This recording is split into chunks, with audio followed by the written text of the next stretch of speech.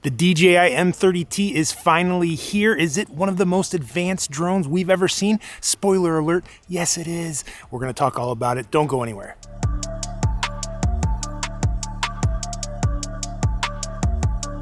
Hey everybody, David here from Aerial Influence. Thank you so much for stopping by. Today we are talking about the DJI M30T. This is the brand new drone from DJI Enterprise.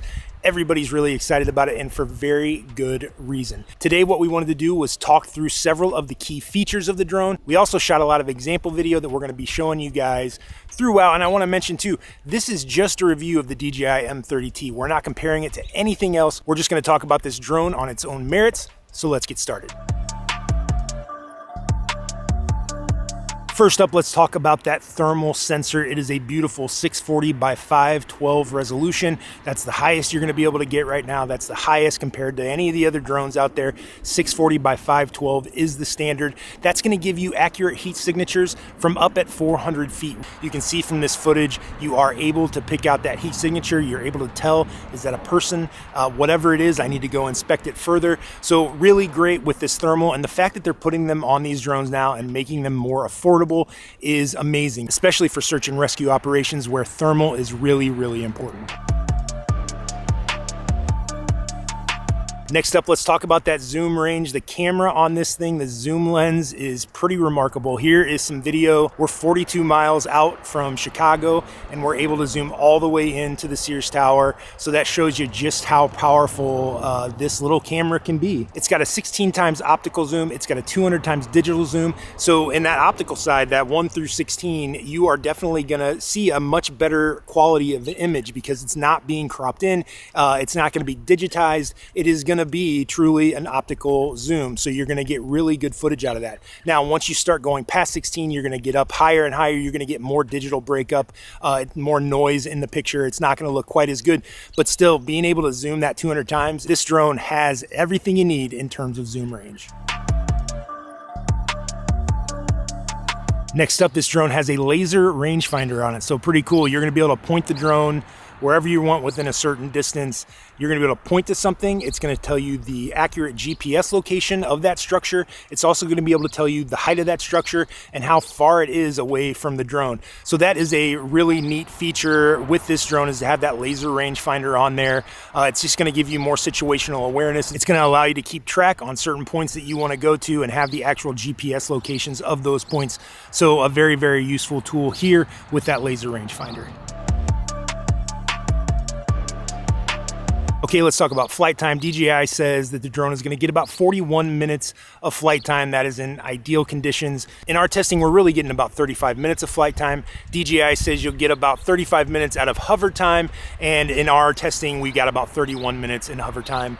So still really great flight time for this drone. It does take the 2 batteries to operate, so keep that in mind. One of the benefits of this drone is that it actually gives you 4 recordings when you're done. So not only are you going to get your color camera, your wide angle camera, but you're also going to get your zoom camera. You're also going to get your thermal camera. The 4th one is kind of a mix where it's actually showing the way you switched on your remote control in this one file. So if you switched over to thermal, that's what you're gonna see. If you switched back over to the wide angle camera. So those 4 recordings are really handy, because say you're flying and you're looking at your color camera and you see something. Well, later on, you can go back and look at that thermal image as well to overlay it and to take a look and see what you see different from the naked eye to the thermal camera.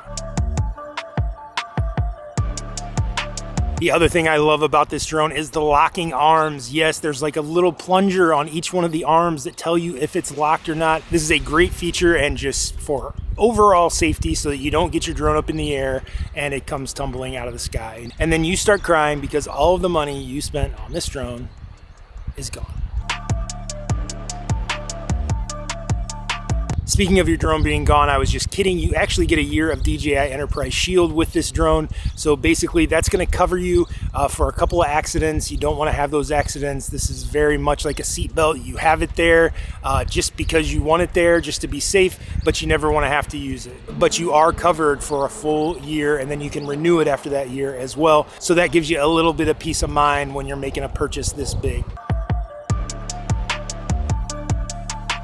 All right, next up, we want to talk about how this drone performs at night. We're not talking about thermal here. We just want to see how its camera, the zoom camera, especially how it does in low light. So I'm outside here at night. Sunset was around 8:30. It's a little after 9 o'clock now. So I'm going to get the drone up in the air now, and we're going to kind of see what we see at 9 o'clock at night at this time of year in the Midwest.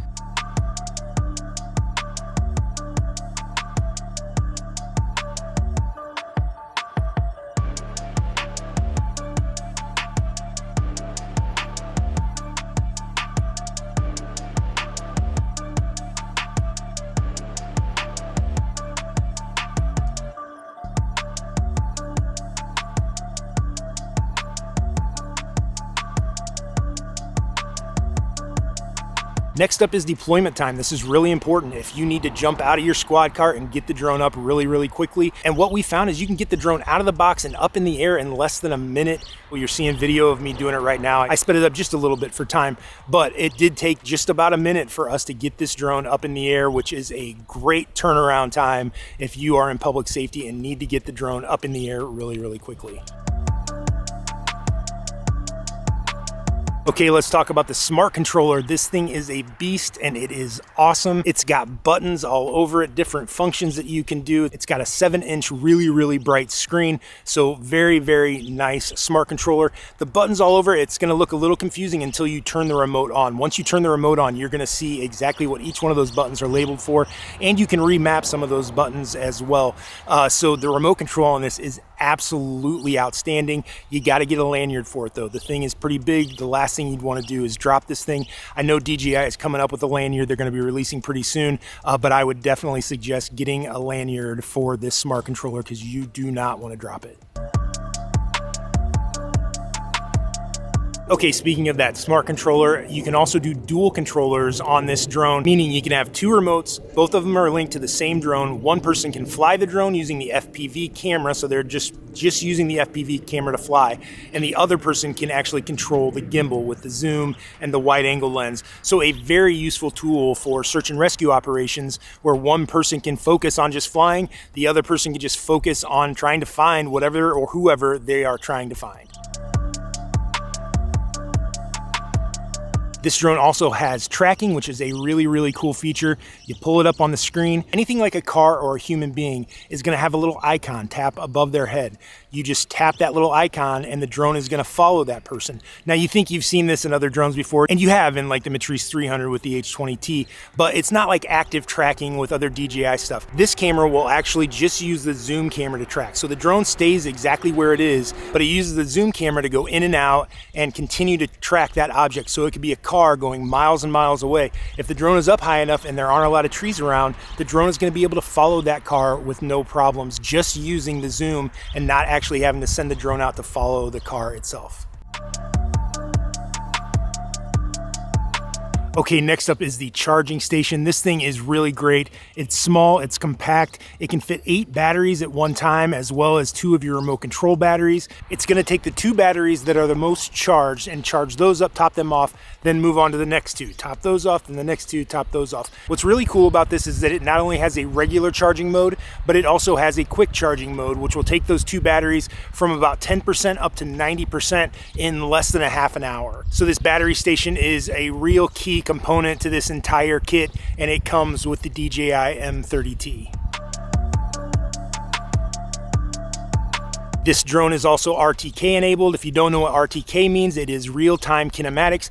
But basically what it means is it's GPS on steroids. It is gonna give you centimeter level accuracy when you're flying your maps, when you're flying the drone. If you're flying around power lines, it's a great thing to have RTK just to make your flight extra stable. So this drone is outfitted with RTK, and it'll work with the DRTK2 base station from DJI. So if you're somebody that knows what RTK is and that's important to you, that's a really great feature of this drone.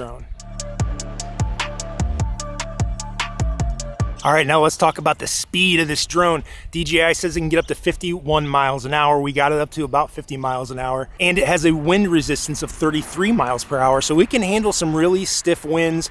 Sometimes with drones like this, you'll see them like if you were to just actually see them with a camera, they might look like they're tilted like this, but when you actually see the gimbal footage that comes out of it, it's going to be rock solid.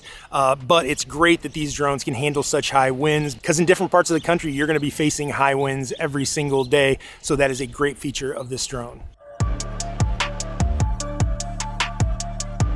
Next up is a good feature. You can go out, you can be flying this drone, say you're on a search and rescue mission and you see something below you. You can drop a pin there and then continue on your flights. You find something else, you drop a pin there. Then later on, you can push a button and it is literally gonna take you right back to that spot. You hit another button, it's gonna take you right back to the other spot. It's locked in with its GPS location. You can also make the camera just move to those spots. So the drone itself wouldn't fly to those spots. The camera would just tilt and look at those spots directly. So another really handy tool with the M30T. Next up, let's talk about waterproofing. So the drone itself is IP55 rated. The remote control actually is IP54 rated. So while neither one of them are waterproof, they are both water resistant. So that's a good thing. IP54 for the remote is going to be a little less so in terms of water resistant, but at least it's something. It's better than the older remotes that had no IP rating whatsoever. So in some cases, you could fly the drone in a little bit of moisture, but you couldn't actually stand outside with the remote control and fly it because it would ruin the remote. So the IP rating on both the drone and the remote is a really important thing. Okay, finally, let's talk about the operating temperatures. The drone itself can go from -4 to 122 degrees above Fahrenheit, so -4 to positive 122. So it can handle all sorts of weather, which is a good thing. The batteries are functional from -4 up to 104. So while the drone is functional up to 122, the batteries are only functional up to 104. So you need to be careful with your drone batteries that you're not pushing them as hard as you are pushing the drone, which is impossible because you need the batteries to run the drone. Okay, that's all we've got for you today. Thank you guys so much for stopping by, especially because you're watching me sweat, which can't be very pleasant in general, but we appreciate you stopping by. We appreciate you hitting like and subscribe and that little bell as well, because apparently that means something in the whole YouTube algorithm, and we appreciate that. We will see you next time.